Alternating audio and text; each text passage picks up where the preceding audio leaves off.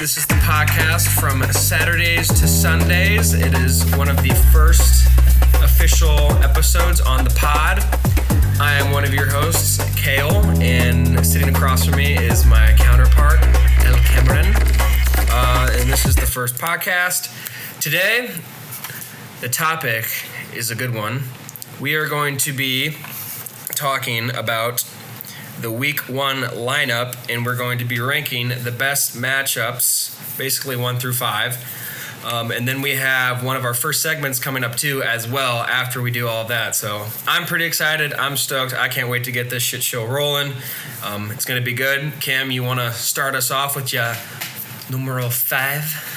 I threw a curveball. I'm actually going to start off with some honorable mentions. All right, I guess we're starting off with some honorable mentions. Two honorable mentions just before we get into the top 5 because there's some good. Let's get some honorable mentions in this. But I don't know if they're the best. The first honorable mention I have, it's more so because of what's going on off the field, which is Alabama versus Florida State. I don't think anyone should really be surprised at the outcome of this game. I think it'll be funny because of what Thomas Castellanos has been saying, and I don't necessarily agree with what he's been saying. I get the part where you got to hype up the boys. Yeah. You know, he made the point. Got to get the squad going. Yeah, they were a 2-10 team. You got to give them some hype. You got to, show some love for them. Right. But he mentioned something about how he ran the ACC already. No, he didn't.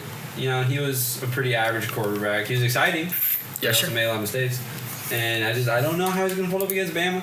I think they're going to come out, and I think it's going to be reminiscent of Florida State playing Georgia in the bowl game. The ass whooping? Yeah. The 63 to 7? Yeah. Something like that. So I'm just excited. You make good points. The jokes around it. It could be a very good joke. So that's one of your honorable mentions. Honorable mention, nothing crazy. My second honorable mention, though, doesn't have huge implications for how the season's going to shake out, probably. TCU versus North Carolina. TCU. I just want to see how Bill Belichick does coaching his first college game. I think that'll be exciting, too. I think, and we'll talk about some of the players later because I have one of them in my player of the week. But I think it'll be exciting. It's a Monday night game. People are going to watch it. People are going to watch it. It's Labor Day. It's the only game. People don't work the next day. They need something to do on their Sunday night. People are going to watch it, and, I'm excited for... TCU has a bit more of an upside, I would say, a bit more of a ceiling this year. They could maybe win 9 games, could push for the Big 12 championship. But UNC, I think they're going to be in a rebuild. I'm just excited to see what Chapel Bill and stand up, baby. Honorable mention, but not in my top 5. All right, so you just had 2 honorable mentions, no more, no less. No more. 2. So if you want to start with your 5th. Yeah, I will start. I will get this shit show rolling. So my number 5, where did it go? Okay, so actually my number 5 was one of your honorable mentions, and literally the reasons to why you just said Alabama and Florida State. I think what's going on behind closed doors, it's not even closed doors, everybody knows what's going on, is Thomas Castellanos, whatever, I'm not going to hurt myself, is talking so much smack. And obviously with that, it's reciprocated by the other team, and that's fine too. I love some good banter between 2 teams, and I think that's causing a stir between both the programs. I, being an Alabama fan, naturally I'm going to lean towards them. I don't think Florida State has a goddamn chance in any of this. But I do like the bickering, so I think it's causing a lot of stir and a lot of good right now, unlike other games who I'm sure we could watch Lafayette and Bowling Green, but it's not as exciting, I think, at the moment between an Alabama and Florida State. That's just my personal opinion. We don't know who the quarterback is for Alabama right now. I don't know. I haven't done my research on that too well. I don't know if it's Ty Simpson, Austin Mack, or Keelan Russell. Any of those 3 names I think will be fine at this point. But we know who the quarterback is for Florida State. Apparently Alabama has a top 5 defense. I didn't know that either. I thought their defense was average last year, and apparently it got better this year. And average in terms of what Bama fans have been spoiled with. I don't agree with you. They're not bad. I don't agree with you. All right, they're stout 5. Yeah, I mean, could we get a Bama USF situation where they just struggle? Maybe. Sure. Early in the season, hiccups. I don't know. But Kalen DeBoer hit his stride year 2 at Washington. That's true. I see no reason why they don't come out firing. Dude, they play really well. Norvell is just not... Hey man, 13-0. We gotta respect it. Yeah, but also too, he lost to Jacksonville State before they were actually an FBS program, so he has that also. That's low key insane. I didn't know that. Resume. So I don't know. I don't think it's gonna be a good game. Vegas agrees with us. You Really? know, they started off at like 13.5-point favorites, and then after all the talking from The Thomas, shit stirring. it turned into 14.5-point favorites. Still 13.5 at the moment. Oh, so maybe it went from 12.5. I know it jumped up a little bit. It went up. It got a little bit more favored. The over-under is I still 54.5. think that's still too low. Florida State is. What else does Florida State have? They didn't make enough changes from their Team 10 team. You know, they had a good recruiting class, but they lost Trey Benson, who was a good receiver. And that was 2 years. Yeah, Braden Fisk and Jared they Burris. They lost people. So again, who knows? Could be just a tough week one out the gate for Bama in a way, but also it could be like a slow first half and they explode the second half. Either way, I'm not worried for Bama. Sure. All right, cool. Number 5 for you. My number 5 is probably potentially higher on your list. Let's hear it. Notre Dame versus Miami. I don't even have Notre Dame on there. All right, see? And they barely made the cut at number 5. It's going to be a good game. It's going to be exciting because that tells us a lot about Notre Dame, who their quarterback is going to be. I think it's CJ Carr at this point. Did Angeli leave? No, he's still there, but CJ He's Carr not starting? is apparently doing better. Oh, than Angeli. So that's who at least people are expecting to start. I'm excited for it. I mean, the reason I put it 5, though, it's not going to have a lot of implications. I think whatever team loses this game will still probably be in the playoffs. I agree with you. With how their schedules shake out. With Miami, though. I was about to say, Miami is a little hit or miss. Beck scares the shit out of me. They lost their 3 receivers. And their tight end, Arroyo. And they're going down from Cam Ward. But the thing is, as annoying as Beck is, and as much as if you say he's a good quarterback, I'm going to lose my shit. He's a good quarterback for Miami, for the ACC. That's fine. Yeah, Miami's not winning the ACC. He's not going to be the best, you know. But he's gonna do. That's what your Pookie Klubnik. Exactly, but he's gonna do what they need. You know. I agree. I have my own bias towards Cristobal because of my Oregon. Oh, Mario Cristobal. Yeah, because of what he did to Oregon, but he's still a good coach. You know, I think he's gonna be fine. He just needs to not make any real recognized real baby. Yeah, so I think Notre Dame wins and then goes on to either be 12-0 or 11-1 because of their schedule. But again, it's an exciting matchup. Yeah, there's not a lot of. It's 2 high-ranked teams going to blows at this point. Not a lot of these teams are scheduling these type of matchups. No, yeah, I agree with you. 100%. So that's my number 5.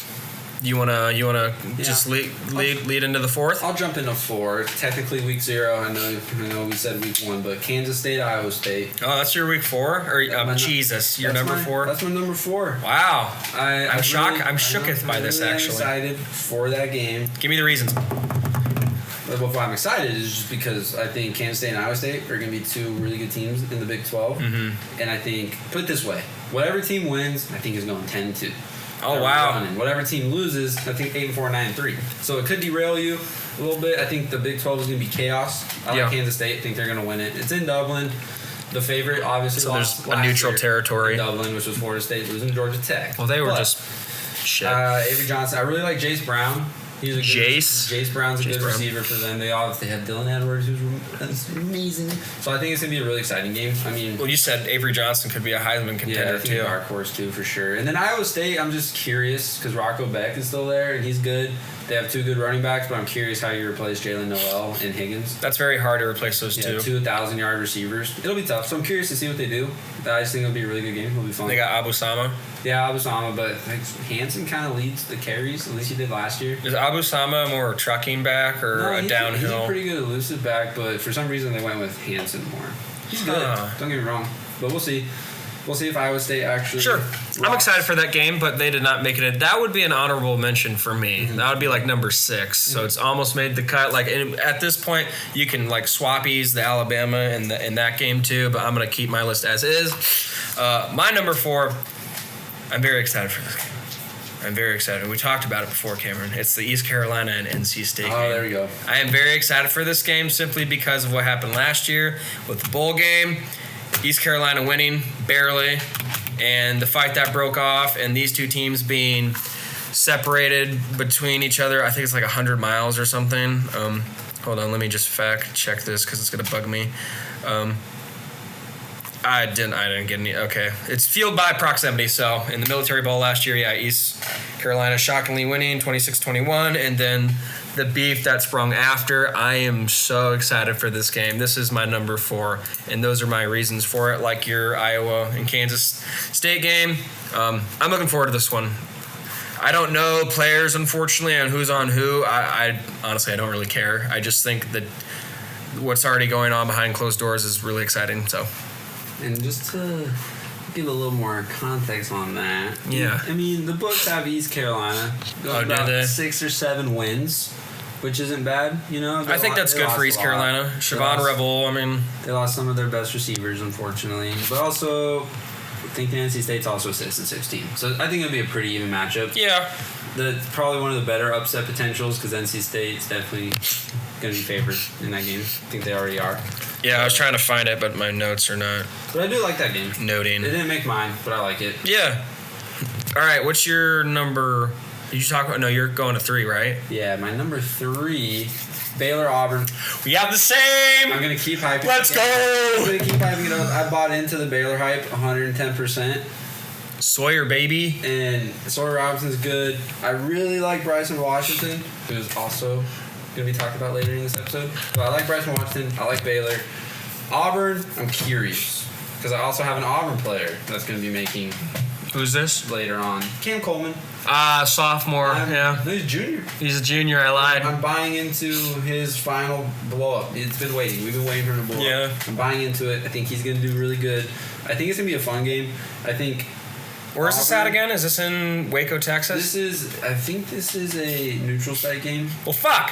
I'm excited because, I don't know, Auburn, I think they're going to do better this year. I don't think they're going to make a push for the SEC or anything. No, they're not going to do any of that. This is also a really good moment for people to put more respect on other conferences. If Baylor can go in and win, and yes, people are probably going to argue, oh, this is the lower mid-tier of the SEC, blah, blah, blah. It doesn't matter. People always say the SEC is better in everything. So this is their chance to prove it. I think this is more of a conference versus conference game. Yeah, I'd agree with you. Than 2 teams that are dark horses for the playoffs. But with that said, if Baylor wins, and if they win handedly, I would be even more confident. People got to put some respect on Baylor after that. I'd be more confident saying that they're gonna push for the playoffs. Aretha Franklin may ask. Big 12.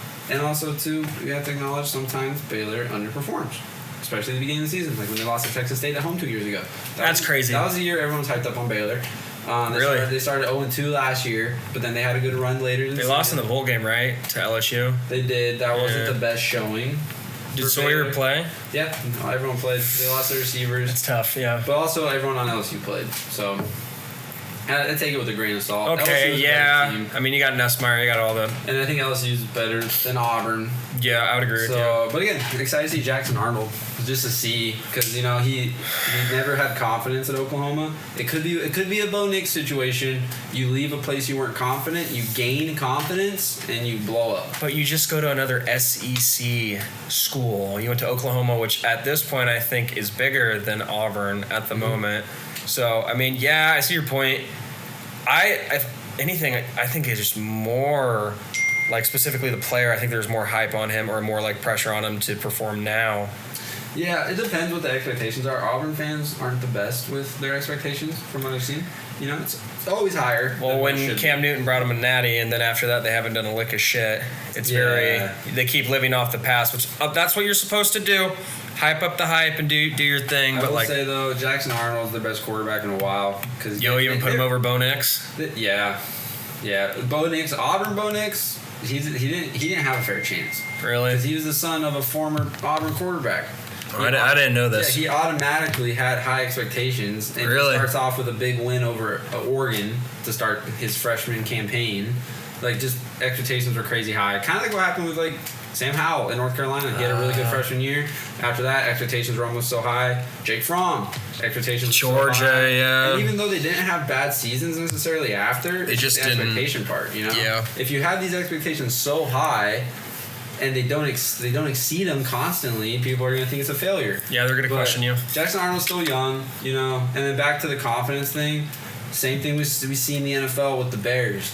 He started, he got benched. He started, he got benched. You can't do that, you know? You're not doing anything. No, so that part I'm excited for. Like, all they got to do is they got to show him that they're confident in him. He's got the receivers. He's got Eric Singleton now. He's got Cam Coleman. That's the running back. Yeah, Jarquez Hunter left. But he's got the guys. I would argue way better than Oklahoma because their top 5 receivers were hurt most of the year last year. So he's playing with the 6, 7 string receivers. So he's got better guys around him. Not saying that Nick Anderson isn't great, the guy that transferred from Oklahoma to LSU. It's just he was hurt.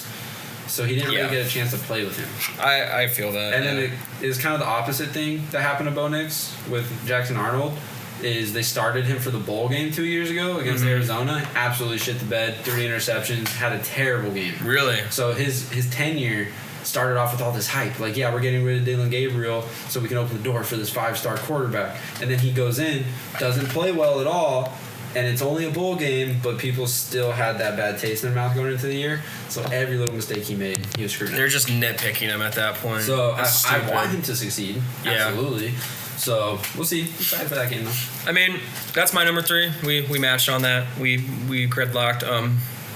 I don't really need to feel like I need to elaborate anything. I mean, you talked for a good chunk, and it was all substantial. It was all well. It's all good. And honestly, I agree with everything you said. I can't really think of anything to argue or combat any points. Yeah, we'll just see how it goes. I think it's a good game. I think it's a good game to put in a top 5. I think it's worthy of a top 5. I think it being at 3 is the perfect place. I mean, you could move some games here and there if you so chose, if that's what I'm nitpicking at this point. But I think it's a good number 3. And it's a Friday night game. Oh, yeah, Friday night college football. Come on now. Again, people ain't doing anything that week if it's Labor Day weekend, so you have something to watch. You could drink a beer, get shit-faced. Come on now, people. You know what the hell's going on. That's what I'm going to do. That's absolutely the best game of that night. I mean, Friday night? Georgia Tech, Colorado plays at the same time. We know. Watch it, split screen it, but... Yeah, I'll split screen that shit. Yeah, what's your number 2, though? My number 2. So, I was really torn between these two, but I like my list. I think it's good. I think there's a better game than the game I'm about to say. So my number 2 is Texas and Ohio State. I think there's a better game that I think both you and I we're both shaking our. Oh, really? You flipped it? So the reason I put this here is this game has playoff implications, I think, of like standings. I think both teams will make it, but I think whoever wins will be in a better like bracket, like 1 or like 7 or 8. Like, you know what I'm trying to say.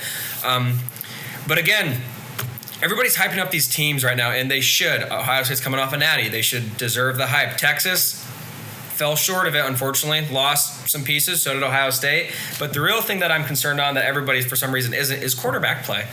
Arch Manning, I mean, if I'm being true to how I feel, he hasn't done a damn thing.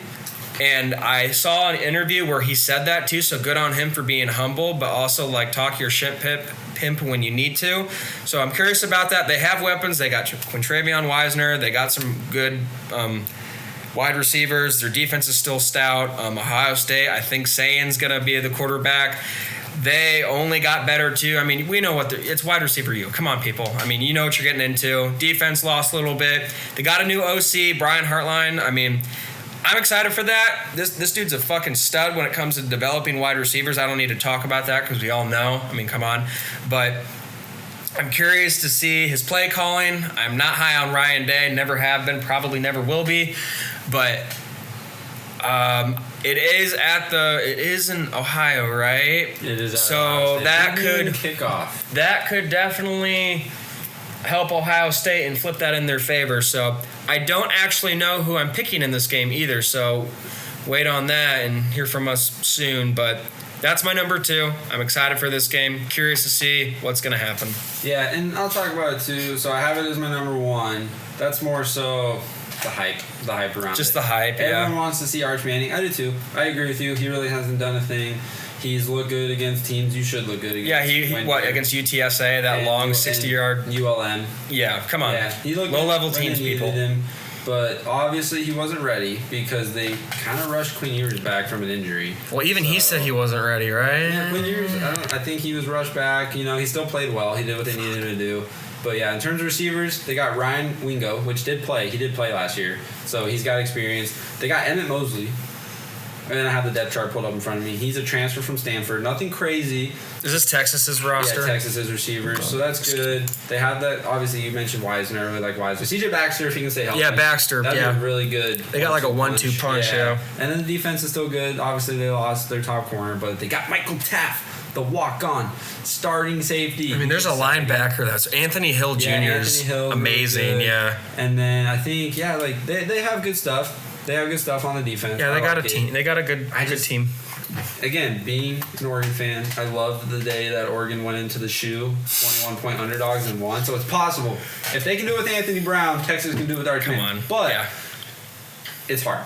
It's hard. It's a hard ask for Arch Manning's biggest first game. first That is season that's of a pressure. Starter. That's a lot. That's pressure. But also, I think I kind of tied this back to the Notre Dame Miami game. Whichever team loses this is going to be fine. Oh yeah, they'll make it in. Yeah, Both teams will Texas make it. will maybe be 10-2 instead of 11-1. Say they lose the Red River rivalry or something, which they've done in the past to a lower Oklahoma team. Yeah. So that rivalry doesn't matter which Not at the team moment. is better.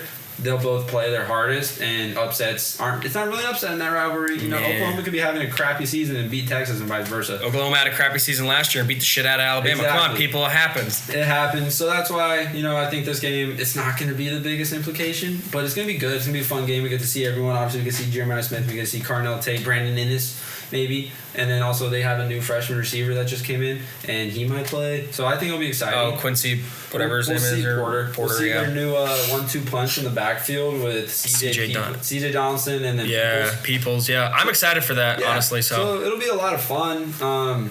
Again, this one's pretty even though in terms of they both have everything to prove. oh hell yeah! They both have a lot to prove because Ohio State still with that chip on their shoulder thing. Like we're not defending a natty, we won it. There's nothing to defend. Yeah. We're trying to win another. I like that outlook. Hell yeah! You're not really because the team changed. The whole team's not a defending champ. So that's exciting. I'm really excited for that. Obviously, Ryan Day, at this point now, can do no wrong. He won the Natty. I think he's pretty safe unless we get down the road to the Michigan game and he loses that again. But that's for the later topic. We're gonna talk about that when it's time. Yeah, I mean, it's my number one, mainly because the hype around it. I think Texas kind of got lucky. It's not a night game. A little bit. They got lucky that It is shocking that it's big noon kickoff. It's not, but it is because I feel like that's deserving of the night game. Honestly, Big Ten all the time. But yeah, so that'll be good. But I will segue into my number 2, which I know is your number 1, LSU and Clemson. Yes. I know it's your number 1. Yes, that is my number The 1. reason it's my number 2, I'm not worried about my Pookie K Klubnik. He's gonna be fine. He's gonna be good. Clemson, best receiver trio in the country. I agree with you. Clemson at this point too, I don't know. I think they got more to prove. I think they're going to come out a little hungrier. I'm not discrediting LSU. I think I have them going floor 9-3, 10-2 mid, 11-1 ceiling, but they'd have to have an insane run because their schedule's pretty tough. LSU, you said? Yeah, but obviously Garrett Nussmeier, he's going to throw the ball a lot. Yeah. He needs to cut down on the interceptions. Yeah. He's going to get the yards. He'll probably get the touchdowns. He needs to extend more plays, not necessarily running past the line of scrimmage and getting yards. He just needs to extend more plays in the pocket. That's about it. Gotta be fluid. And then he's going to be really good. I don't like Brian Kelly. No, nobody as a likes person, Brian Kelly. not really as a coach. He inherited one of the best programs you can get. He hasn't built anything there yet. He hasn't even got like his full recruiting class cycle in there.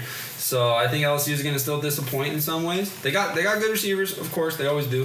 But Clemson, I think this is their year. This is their year. The window has reopened for Clemson after being closed for a bit in terms of natty aspirations. I'm still a believer in Dabo. You know, he might have his things that people fucking hate Dabo. Yeah, that's okay. But I'm still a believer in him, in his coaching style, and the culture he creates. I think the offense is going to be very exciting, which we've kind of missed out. Besides last year, they were more exciting, but, they took a turn after Trevor Lawrence left, and I think they're getting back up to it. And I'm very excited. I think Cade Klubnik is my favorite for the Heisman, and I think he's going to be the best quarterback in college football next year. And just, the receiver trio. TJ Moore, Bryant Wesco, and Antonio Williams are going to eat. You're not going to be able to cover all three of them. No, you won't. That'll be extremely hard. And they have a really stout D-line, too. Yeah, I mean, they got TJ Parker. The big dudes. Yeah, they got big Texases up front. Don't get me wrong. LSU might come out. They might smack them in the mouth just like Georgia did last year in week 1. But again, too, I think Clemson, say they lose this game, they're going to be fine. Yeah, they'll make it. They'll be back in the playoffs, whereas I will add on, I'll kind of backtrack a little bit. If LSU loses this game, I think they're in a little bit more danger. Well, let's look at LSU's schedule. And it's mostly because of the schedule. Because after Clemson, they play Florida week 3. Yeah. That's a tough one. Ole Miss is going to be tough, even if they take a step back. Austin Simmons. South Carolina, Texas A&M, Bama, and Oklahoma to end the year. I mean, Arkansas, too, with Green at quarterback. I could see it. I'll be fine with that one, personally. But Bama, tough one. They have a tough schedule, that is tough. I haven't... They miss out on Georgia, which is good. But, I mean, at this point, most conferences are pretty wide open. you know? Unlike it used to be in the past, NIL probably the thing for that. Like, you still have your conference favorites. Well, yeah. And LSU might be considered a runner-up at this point. Sure. But it's not going to be an easy way getting there. You know, Florida's going to be a tough game. I think Florida's going to be better this year. So, yeah, I think that's the biggest implication, though, is if Clemson loses, they'll be fine. If LSU loses, it'll be a little harder. So, you make good points. I think my pick for this is LSU. And you have very good points that I like. I think Garrett Nussmeier, for the moment, it's funny how I'm defending LSU and I'm an Alabama fan. I don't know why I'm doing this. I respect the hell out of LSU. We don't have bias on this podcast. Yeah, I do. If it's Auburn, fuck Auburn. Or Michigan, fuck Michigan. I think Garrett Nussmeier is one of my, like I can keep switching with my Heisman right now between Cade Klubnik and Garrett Nussmeier.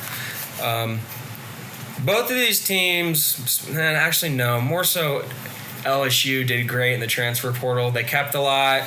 I agree with the Clemson and the wide receivers. You can't defend all that. That's dangerous right there. And Klubnik is one hell of a quarterback. Same with Nussmeier. I like Nick Anderson. I like Barron Brown. I'm really high on Barron Brown at the moment. Curious to see what their running back does, too, with LSU. But I fucking can't stand Brian Kelly either. So We'll see what that motherfucker does. I don't know. I'm picking LSU right now. We'll see what happens. Where are they playing that game at? Is it neutral? It should be. But I was just curious. I pulled up Nussmeier's stats. Yeah, did you? He's a fifth-year player. He only started last year, but he's still thrown 744 passes in his career. Oh, wow. 62% completion. Not the best. 40 touchdowns, 19 picks. The only thing that scares me is I feel like with Nussmeier, when the lights shine the brightest, I feel like he kind of shrinks. Like, example, the Alabama game last year. It was in Death Valley. You have all the crowd behind you, and Jalen Milroe just walks in there and bends you backwards and spanks you like the fucking little boy. It's a home game for Clemson. Shit. And it's Death Valley versus Death Valley. It's Clemson's chance to show that they're the real Death Valley. It's Tiger versus Tiger. It is Tiger versus Tiger. Valley. Another one where it's like ACC trying to prove that the SEC doesn't matter. Doesn't matter what conference you're in. And it's a 6:30 p.m. game, so it's not going to be necessarily a night game, but it'll be rocking. You can be rocking and bopping here. You can count on that. Huh. This might be one of the ones where it does come down to who's the home field team. You make good points. It's not always going to happen. There are going to be times where, because Bama walked into LSU last year, spanked them. Yeah, absolutely fucking spanked them. It happens. Yeah, I guess we'll see. I'm gonna stick behind my pick. Right now, the books are saying, fuck Vegas. Clemson is a 3.5 point favorite, which isn't the biggest spread, you know. So 3.5 point. That's respectable though. I mean, anything more, I feel like would disrespect LSU because again, that's no pushover. LSU is tough. Same with Clemson. Like it needs to be close. You can't have too much with that. And I'm not always gonna bring up what the books say, but right now, like ESPN's FPI has them at 8 wins. The books have them at 8.5 with better odds to go over. Sure. And then Clemson, they got them at 9.7 wins, so closer to 10, over under 9.5 with better odds to get to 10 wins. Again, that's more of their schedule. Yeah. This game plays into it a lot. I think it's this is 1 and 2 are interchangeable for me. Sure, I agree with you. I think both are going to be really good. Yep. I like the part that they're spread out. There's a really good game in the morning slate, and then there's going to be a really good game. Yeah, it keeps people interested. I'm going to have my beer at 11 and then pivot to 6 p.m., and I'm still going to be drinking. So, yeah, I think this is going to be a really fun week. And so that's the top 5. I think we agreed mostly on them. I'm so excited for the East Carolina-NC State game. I'm excited for all these games, just for people who are listening for the first time. I'm a fiend. I will watch every single Maction Conference USA midweek matchup. So if you want the low-level college shit, you tune in because Cam knows that too much, and he loves it. Because just to paint the picture on how beautiful college football is, Big picture. Dominion 1-5 to start the year 2 years ago. Then they just go on this run, and now they're 5-6. They just won the last 2 games by 1 score each in the last couple seconds. They do it again to make bowl eligibility. They go against Western Kentucky in a bowl game, go up 28-0, and lose in overtime. Like, what a wild turn. That is crazy. Like, it was awesome Old Dominion got there. Yeah. But, and then you see a guy like Dalvin Smith, the receiver for Western Kentucky, have 2 one-handed catches, 3 touchdowns total, came out of nowhere. And now bro is unheard of, which is sad. That's crazy. Yeah, I mean... But I still will remember him for that. Yeah, we go with respect. Because he deserved it. And real recognize real, baby. Come on now. Speaking of players, we can now get into our next topic. Do you want to explain it? Or we're going to talk about players of the week, a.k.a. Himothy's, people who are going to go off. This is the segments. People are going to go off, but we're not going to do it for the teams. Like, if you're Oregon playing against Montana State, not to discredit Montana State because Oregon did choke a little bit against Idaho last year, but we kind of expect the good players to go off in those games. And you can even argue that, too, for Ohio State, Texas. I have Jeremiah Smith written down. I think he's going to go off. But that's kind of a given at this point. So maybe we're trying to think of players who might be on these other teams like East Carolina and NC State maybe that will go off. And by go off, maybe if you're a betting person, 2+ scores, put a couple dollars on that. Maybe over 100 yards easy. But again, we're going to try to avoid some of these FCS matchups from some of these bigger teams. And that's mostly because we expect it. We expect that from... You have expectations for this, but he's not on my list. But a good candidate could be Jackson Arnold. If you really think he's going to go off against Baylor, that's a tough matchup. Yeah. First game in a new program. But speaking of that game, I am going to kick it off because I have 2. Go ahead. 1 on each side. Go ahead. I think Bryson Washington is going to go off. And who does Bryson Washington play? He's a running back for Baylor. I'm thinking 130 yards, 2 TDs. Against Auburn. Holy crap! He has home run speed. All right. He was a freshman last year. Wasn't even a starter to start the season. But I don't know if you remember in that Colorado game when the Baylor running back was about to go in the end zone and win in overtime, and Travis Hunter knocked the ball out. Yeah. Yeah. After that, Bryson Washington really started getting his carries. Interesting. And I'll pull up the stats really quick. Yeah, talk to me, Just Goose. because I was a big fan of this guy. So, all right, he's coming into his redshirt sophomore season. Okay. Last year, as a redshirt freshman, he only played 11 games. I say only, just to show that he didn't even play the first game of the season. He had 1,028 yards, 5.9 average. Jesus. 12 touchdowns. Plus 217 and a touchdown in the air. But for a redshirt freshman, didn't play. He played 3 games and got 10 carries his first freshman year, so they redshirted him. All right? Came out, went insane. Obviously, I do really like Sawyer Robinson, too. I think Bryce Washington's going to be the guy. He's going to tote the rock. He's going to be their whole offensive game plan. Auburn will try to go against it, but I'm really excited for him. But on the other side, Cam Coleman. I think it's finally time. I think he's going to break out. I think he needs to. Yes, they have Eric Singleton now. I think he's going to be good, but I think he's going to take some of that pressure off of Cam Coleman. Because last year, Keandre Lambert-Smith was good. He was a good deep ball guy. But I don't know. Maybe I'm buying into the hype. Maybe I shouldn't be. But I think Cam Coleman is finally going to live up to his 5-star potential. So those are 2 on my list. Those are your 2 Himothy's of the week. I got 1 more, but I want to see what you. Oh, you want me to? All right, you want me to drop this mic on you? I'll see what you. All right, so I'm going to be a little bitch right now, and exactly what Cam said. I'm going to talk about a player that should pop off. Respectfully, mine is Mekhi Hughes. I think he's going to rush for about $115, 115 yards. Give me a tuggy in there. Couple receptions at the backfield, checking down, 20 yards. I think this is natural for a player like him, a player of that caliber against Montana State or whoever the fuck this team is playing. It's Oregon against a low-level ranked opponent. I mean, as Cam said a couple minutes ago, you expect this from these types of players. I do. If anything, I might expect actually a little bit more because he popped off at Tulane last year and he transferred to Oregon. His true freshman year. Yeah, a true freshman. He's a sophomore, so I expect actually more. If this is bare minimum, I think, for this dude, if anything less, it's not a failure, but it's we should expect this from this dude, if not more. And just to piggyback off that, because I do really like him as well, being an Oregon fan, he averaged 98.4 yards a game. Come on, people. I know it's the American. No pushover. His sophomore year, he backed it up with 100.1 yards a game. Those are good averages. I don't care what conference you're in. Also, Tulane, they throw the ball. It's not like they only run it. They're not triple option. They're not Navy. They're not Army. Yeah. He's still doing this. So I agree. I think he's going to go off. He should. I got one more, and I can't wait to talk about this. I think this player bounces back a lot. This year, this dude did not pop off as well as he could, and this is Noah Fifita. I think he is going to pop off better. This Against dude. Hawaii. I don't think Arizona's going to win, but I think Fifita as an individual player, QB, is going to have not one hell of a game, but a better game than people think. I mean, let's say close to 300 yards and 3 touchdowns. I think they're going to throw the ball a fuck ton. Mm-hmm. I don't think they're really a running team. I mean, even last year when Noah Fifita had T-Mac, they passed it, but he had better weapons, and he didn't perform to the way people thought he would.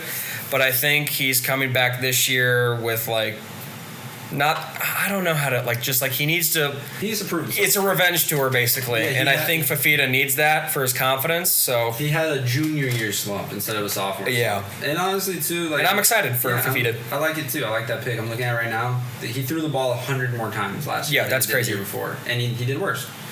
And they had a new head coach. Fifita had some rumors of going into the portal.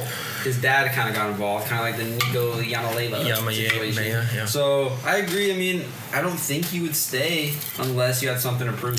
My point exactly. Yeah, you're right. Dude's a baller, or he needs to be a baller. He needs to get back to his level. And I think him staying at Arizona, he's only trying to solidify that and be the man there. And I think he's capable of doing it.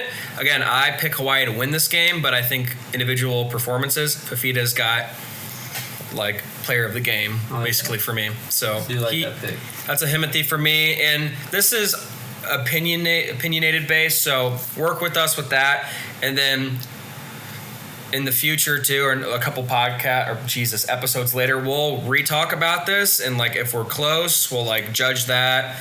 If we're not, and if we're so fucking wrong, then shame on us. We'll try to do better, but we'll also talk about the players that did pop off.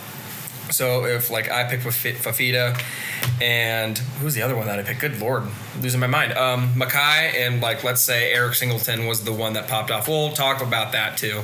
So, but these are Cam and I's pick for the Himothys of week 0 and 1. I think we got some credibility with that. I think these are good 2 picks between both of us, honestly. So I got one more. Go for it.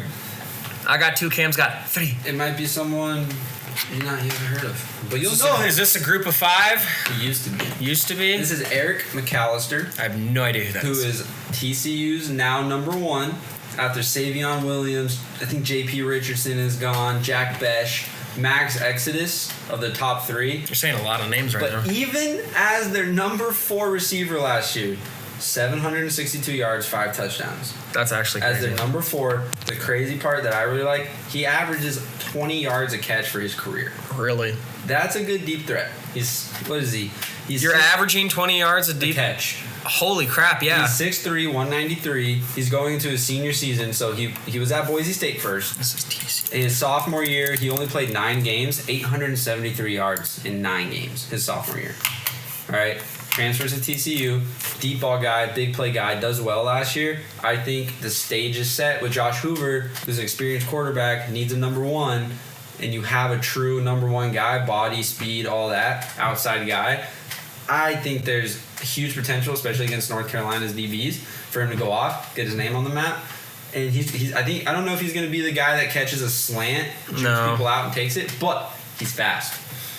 He's a big body. He can make the contested catches.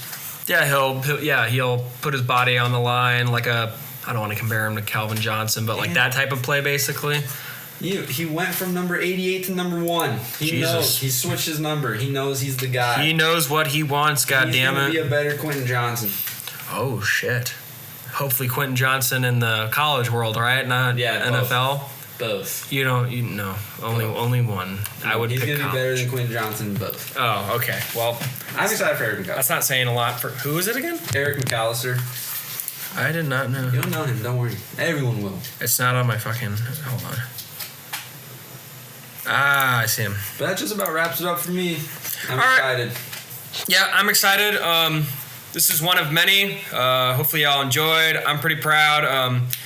Again, we're going to talk in next episodes about why we're doing this and our love for sports and college football, NFL.